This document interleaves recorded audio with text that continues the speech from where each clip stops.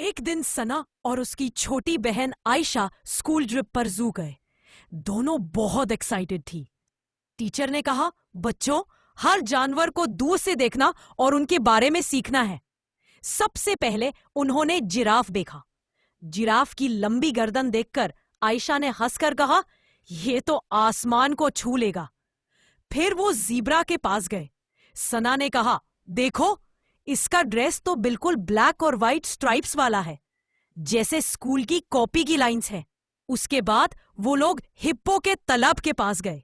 Hippo पानी में बैठा था और सिर्फ उसका मुंह बाहर दिख रहा था।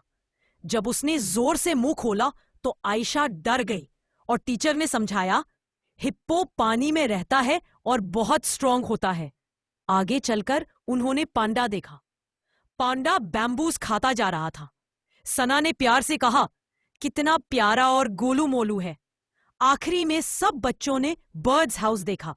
वहां रंग बिरंगी परिंदे चिल चिल कर रहे थे। एक पैरट बोला, हेलो हेलो। सब बच्चे जोर से हंस पड़े।